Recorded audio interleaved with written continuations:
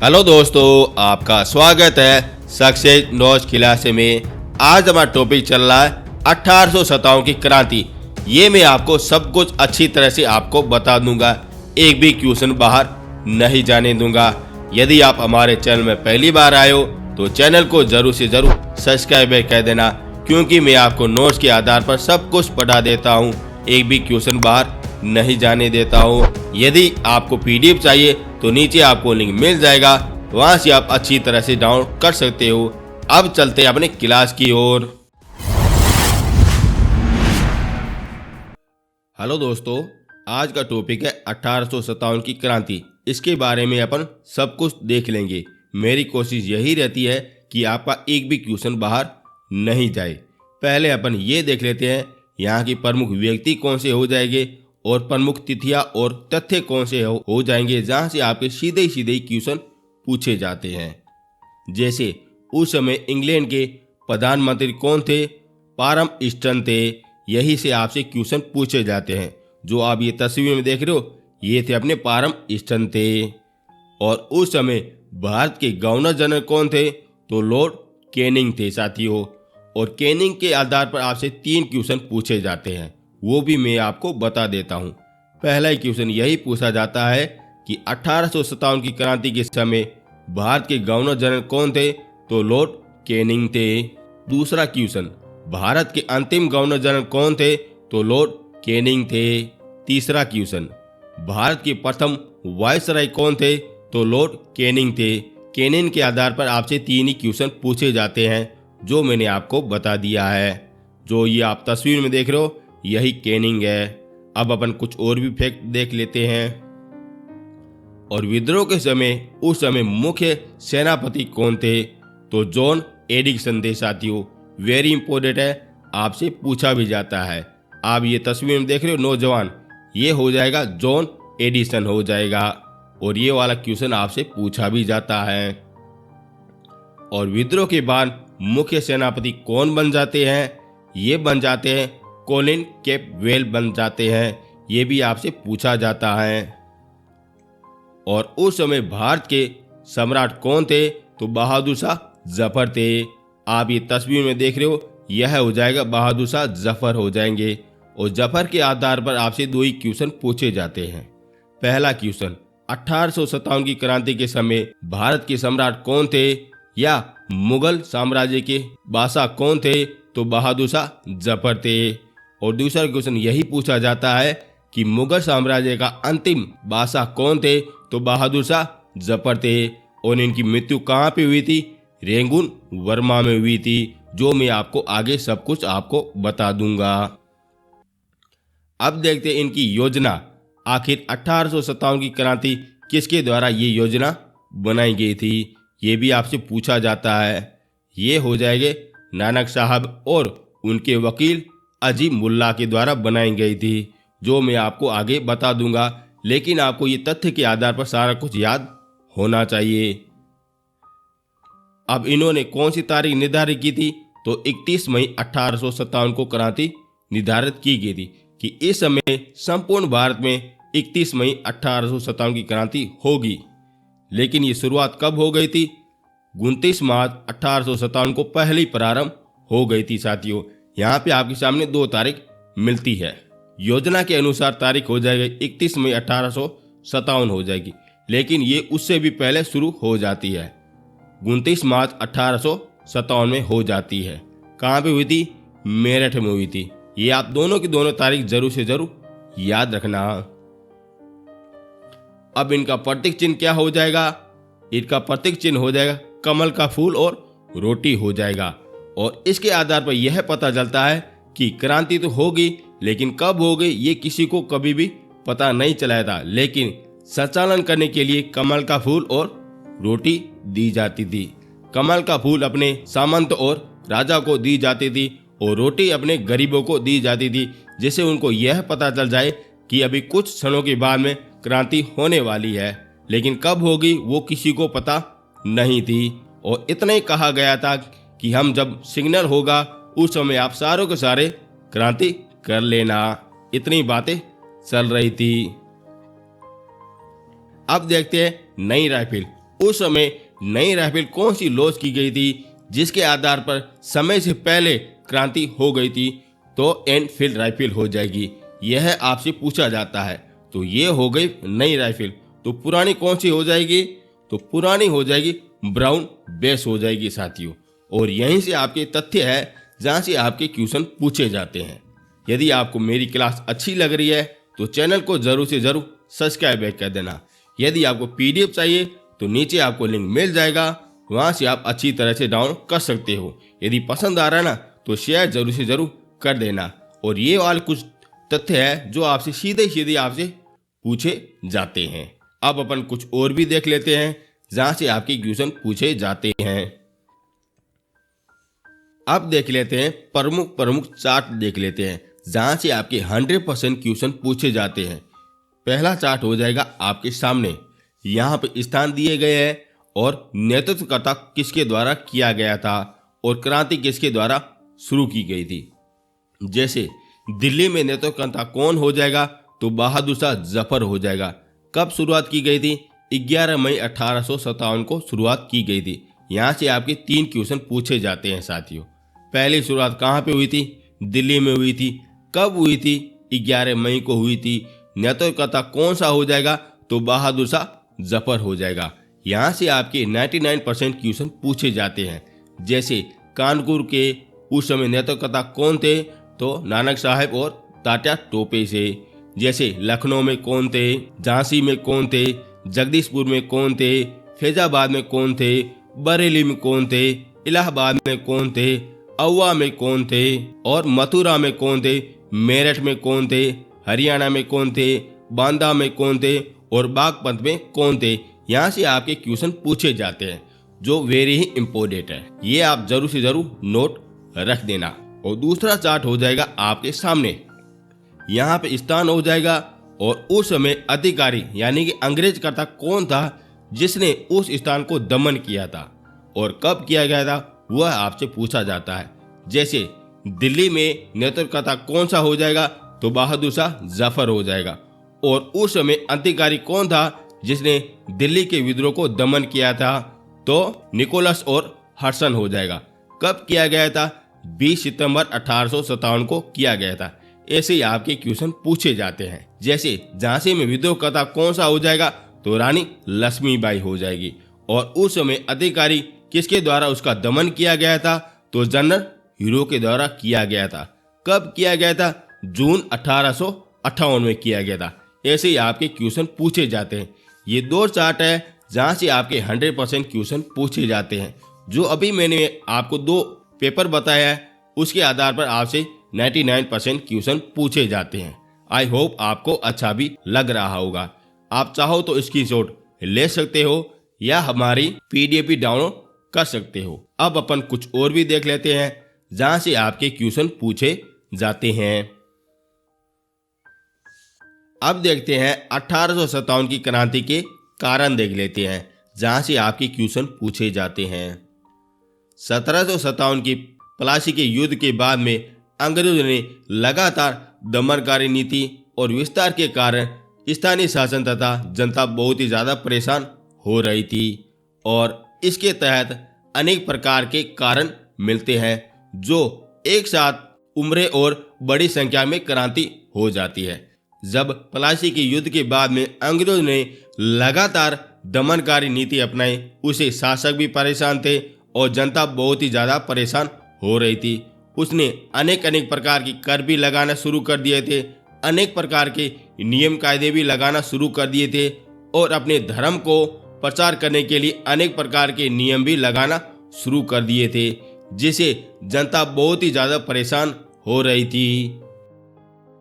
अब देखते हैं राजनीतिक कारण कौन सा हो जाएगा जहां से आपके क्वेश्चन पूछे जाते हैं और 1857 की क्रांति हुई थी। ये प्रमुख रूप से 2 ही कारण मिलते हैं। पहली हो जाएगी व्यापक नीति हो जाएगी जो लॉर्ड डलहौजी इनके जनक थे। दूसरी हो जाएगी साइक संधि हो जाएगी और उसके जनक थे लॉर्ड वेलिजली थे। वेरी इंपॉर्टेंट है, आपसे पूछा जाता है। और लॉर्ड डलहौजी की व्यापक नीति के तहत जिसे भी स्थानीय राजा की कोई संतान नहीं है उसे शासक को छीन लिया जाता है तथा गोद लिए हुए पुत्र को स्वीकारा नहीं जाता है। और इस प्रकार से कई शासकों के कई नीति के कारण उसे जबरदस्ती अंग्रेजों का गुलाम बनाना पड़ा था। ये वेरी इंपॉर्टेंट है। लॉर्ड डलहौजी की व्यापक नीति होती है, उसके तहत यदि किसी राजा का कोई संतान नहीं है और यदि उसका कोई उत्तराधिकारी नहीं है तो वह सीधा ही सीधे अपने अंग्रेजों के साम्राज्य में चला जाएगा। उसको किसी भी प्रकार का कोई अधिकार नहीं था कि वो पुत्र गोद ले जा सके। ऐसा किसी प्रकार का कोई अधिकार नहीं था। यदि कोई ऐसा करता है तो उसके ऊपर अंग्रेज अधिकारी आक्रमण कर लेते हैं, उसको वो छीन लेते हैं, जिसे शासक बहुत ही ज्यादा परेशान हो रहे थे। अब उसमें कौन सी रियासतें थी जहां से आपके क्वेश्चन पूछे जाते हैं, वह मैं आपको क्रम वाइज आपको बता रहा हूं, जो आपको अच्छी तरह से याद होना चाहिए। पहली हो जाएगी संतारा 1848 हो जाएगी। दूसरी हो जाएगी जैतपुर, सबलपुर और बुंदेलखंड हो जाएगी। तीसरी हो जाएगी बालाघाट हो जाएगी। चौथी हो जाएगी उदयपुर हो जाएगी। पांचवी हो जाएगी झांसी हो जाएगी। झांसी कौन सी वाली? महारानी लक्ष्मी वाली झांसी, वो भी इस षड्यंत्र में आ जाती है। छठी हो जाएगी नागपुर हो जाएगी, ये भी आ जाती है। और आखिर में एक अवध भी पड़ जाती है। और ये कुछ प्रमुख रियासतें हैं जहां से आपके क्वेश्चन पूछे जाते हैं। पहले किसका दमन किया गया था और अंतिम किसका दमन किया गया था, कौन सा क्रम हो जाएगा, ये कौन सी रियासतें किस नीति के तहत दमनकारी में आ जाती है, ऐसे ही आपके क्वेश्चन पूछे जाते हैं। ये हो जाते हैं राजनीतिक कारण हो जाते हैं। अब अपन कुछ और भी कारण देख लेते हैं जहां से आपके क्वेश्चन पूछे जाते हैं। अब देखते हैं आर्थिक कारण देख लेते हैं। इंग्लैंड में औद्योगिक क्रांति के फलस्वरूप मशीन माल सस्ता हो गया था, जिसके कारण अंग्रेजी माल तो अधिक बिक रहा था, परंतु भारतीय माल नहीं बिकने के कारण भारतीय उद्योग बंद हो गया था। भारत के माल पर अंग्रेज भारी कर वसूल लगाते थे, जिसके कारण भारतीय माल बड़ा महंगा हो रहा था। और महंगा होने के कारण भारतीय माल विदेशों में नहीं खरीदा जाता था तथा इस कारण भारतीय को बड़ा ही नुकसान उठाना पड़ रहा था। यानी कि आप सभी लोगों को पता है औद्योगिक क्रांति की शुरुआत अपने यूरोप में हो गई थी। वह मशीनों के आधार पर सारा कुछ उगर मटेरियल बनाया जा रहा था, यानी कि कम मूल्य में अच्छी चीजें आपको मिल रही थी। लेकिन अपने भारत में हाथों के द्वारा उगर सारी चीजें बनाई जा रही थी, उसमें मेहनत भी अधिक लग रही थी, टाइम भी अधिक लग रहा था और मजदूरी भी अलग लग रही थी। और इसके कारण भारतीय की वस्तु बड़ी महंगी हो रही थी। और महंगी होने के साथ साथ में अंग्रेज अधिकारी उसमें अधिक प्रकार के टैक्स लगाए दिए जाते थे और उसी कारण क्या हो जाए, वो और भी चीजें महंगी होने लगी थी। और वह भारत में क्या विदेश में कभी भी बेची नहीं जा रही थी। इसके कारण जो अपने आम जन व्यक्ति है उसको बड़ा ही नुकसान हो रहा था। जो भी अपने छोटा बहुत धंधा कर रहा था उसको भी बड़ा नुकसान हो रहा था। और केवल फायदा किसको हो रहा था? अंग्रेज अधिकारी को हो रहा था। इस कारण आम जन भी बहुत ही ज्यादा परेशान हो रही थी। अब अपन कुछ और भी कारण देख लेते हैं। अब देखते हैं सामाजिक तथा धार्मिक कारण देख लेते हैं। भारतवासी को ईसाई पादरी लालच देके ईसाई बनाना चाह रहे थे, जिसके कारण भारतीय जनता अंग्रेजों के प्रति विद्रोह हो गई थी। अंग्रेजी शिक्षा के प्रचार के कारण भारतवासी में असंतोष उत्पन्न हो गया था और अंग्रेजों का अत्याचार ईसाई बनाने के तक ही सीमित नहीं था। वह अपने धर्म का प्रसार करने के साथ साथ में हिंदू धर्म के जितने भी ग्रंथ है उसको घोर अपमान करते थे। इसके कारण भारतीय जनता में क्रोध उठ गया था। यानी कि आप बोल सकते हो जो भी अपने आम जनता है वहां पे वो यही बनाना चाह रहे थे, ये सारे के सारे ईसाई बन जाए और उनके अनेक प्रकार के लालच दिए जा रहे थे। वह कैसे भी करके हिंदू धर्म को छोड़ के वह इस्लामी धर्म को अपना ले। इस प्रकार के कुछ वगैरह नियम कायदे लगा दिए जाते थे और केवल प्रसार करने के लिए ईसाई धर्म को छूट दी गई थी और हिंदू को किसी भी प्रकार के कोई छूट नहीं दी गई थी। और हिंदुओं के जितने भी धर्म है गीता, पुराण, महाभारत, रामायण वहां का सारा घोर घोर अपमान कर रहे थे, जिससे जनता और भी ज्यादा परेशान हो रही थी और साथ साथ में अंग्रेजी शिक्षा का भी प्रचार कर रही थी, जिससे और भी ज्यादा हुआ उसमें गुस्सा आ गया था। ये गुस्से के कारण आगे चल के ये चिंगारी आग का स्वरूप ले लेती है 1857 की क्रांति के समय। अब अपन कुछ और भी देख लेते हैं जहां से आपके क्वेश्चन पूछे जाते हैं। अब देख लेते हैं सैनिक कारण, देख लेते हैं आखिर सैनिकों के क्या क्या कारण थे। 1856 में अंग्रेजों के द्वारा एक कानून बना दिया गया जिसके तहत हिंदू जितने भी है वो अपने समुद्र पार करके जाना पड़ेगा और इस भारतीय सैनिकों का ये धर्म विद्रोह समझा जाने लगा। यानी कि उस समय एक कानून बना दिया गया था कि जितने भी अपने भारतीय सैनिक है वो समुद्र यात्रा करेंगे, लेकिन भारतीय जनता के द्वारा यह समझा गया कि ये हमें हमारे धर्म का ये अपमान कर रहे हैं, क्योंकि उस समय भारतीय सैनिक समुद्र को अपना देवता मानते थे, इस कारण अपमान समझ रहे थे। और भारतीय सैनिकों को बहुत ही कम वेतन दिया जाता, यानी कि उसमें अंग्रेज अधिकारी भी थे, अंग्रेज सैनिक थे और भारतीय सैनिक थे, ये दोनों के दोनों थे, लेकिन अंग्रेजों को अधिक वेतन दिया जाता था और हिंदू सैनिकों को बड़ा ही कम वेतन दिया जाता था, जिससे भी वो ज़्यादा परेशान हो रहे थे और भारतीय की संस्कृति और सभ्यता की वो बड़े ही अपमान कर रहे थे। इसी के कारण सैनिकों में बड़ा गुस्सा हो रहा था, उनको कम भी पैसे मिल रहे थे, उसकी धर्म का अपमान कर रहे थे, उसको किसी भी प्रकार की कोई सुविधा नहीं दे रहे थे, उसको कभी कभार होगा छुट्टियां भी नहीं दे रहे थे। यानी कि छोटी बड़ी बहुत ही ज़्यादा कारण मिल जाते हैं सैनिकों के रूप में दमन करने के लिए, जहाँ से ये चिंगारी और भी ज़्यादा फैलने लग जाती है। अब देखते हैं तात्कालीन कारण, देख लेते हैं जहाँ से ये चिंगारी आग का रूप ले लेती है, वह कौन सा कारण हो जाएगा, वही आपसे क्वेश्चन पूछा जाता है। जनवरी 1857 में ब्रिटिश भारतीय सेना ने एक नई एनफील्ड राइफल को शामिल कर दिया। इस राइफल के बारे में यह बात फैल गई कि इसके कारतूस को मुंह से खोला जाएगा और उस मुंह के खोलने के समय उसमें गाय की चर्बी और सूअर की चर्बी का इस्तेमाल किया गया है और उसके कारण हिंदू और मुसलमान की दोनों के धर्म का अपमान हो जाता है। इस कारण ये सैनिकों ने ये राइफल करने के लिए मना कर दिया गया था। यानी कि 1857 में एक नई राइफल लाई गई थी, उसको कारतूस को खोलने के लिए उसी मुंह से पकड़ के खोला जाता था। उसको जल्दी खोलने के चक्कर में वहाँ गाय की चर्बी और सूअर की चर्बी का इस्तेमाल किया गया था और गाय हमेशा हिंदू कभी नहीं खाता है और सूअर हमेशा मुस्लिम कभी नहीं खाता है। इस कारण दोनों के धर्म का अपमान हो रहे थे। इस कारण सैनिकों ने यह राइफल करने का इस्तेमाल बंद कर दिया और यही कारण मिलता है कि ये चिंगारी आग का रूप ले लेती है। अब देखते हैं मंगल पांडे के बारे में, देख लेते हैं उसने ये शुरुआत कर दी थी। यदि दोस्तों मेरा कंटेंट और मेरी मेहनत आपको पसंद आ रही है ना, तो चैनल को जरूर से जरूर सब्सक्राइब कर देना, शेयर जरूर से जरूर कर देना। यदि आपको पीडीएफ चाहिए तो नीचे आपको लिंक मिल जाएगा, वहां से आप अच्छी तरह से डाउनलोड कर सकते हो। यदि उसमें किसी भी प्रकार की कोई प्रॉब्लम हो जाए तो मेरे ये ऊपर व्हाट्सएप नंबर पड़े हैं, हमसे आप कांटेक्ट कर सकते हो, वहीं से भी आपसे डाउनलोड कर सकते हो। अब देखते हैं मंगल पांडे के बारे में, देख लेते हैं।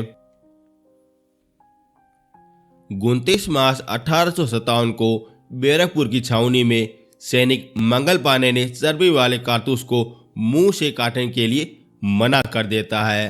अब ये मंगल पांडे कौन हो जाएगा? एक पंडित हो जाएगा जो अपने बैरकपुर छावनी से संबंधित हो जाएगा, जो 29 मार्च 1857 को इन कारतूस को मुंह से खोलने के लिए मना कर देता है। तब अंग्रेज को गुस्सा आता है जब ये विद्रोह कर लेता है और उसके आधार पर मंगल पांडे ने 2 अधिकारियों को मार देता है। वह हो जाएंगे आयुषन और बाघ हो जाएंगे। यहीं से आपका क्वेश्चन पूछा जाता है कि मंगल पांडे ने कौन से 2 अधिकारियों को मारता है और वो कौन सी छावनी से संबंधित हो जाएगा।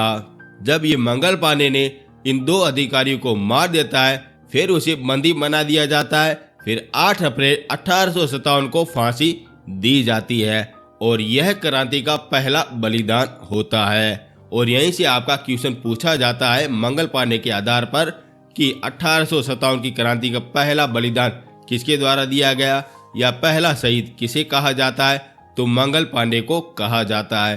कब फांसी दी गई, तो 8 अप्रैल 1857 को दी गई थी। मंगल पांडे किस छावनी से संबंधित हो जाएगा, तो बैरकपुर से संबंधित हो जाएगा। और किस दो अधिकारियों को मारता है, तो आयुषन और बाघ को मारता है। वेरी इंपॉर्टेंट है, यहाँ से आपके क्वेश्चन पूछे जाते हैं।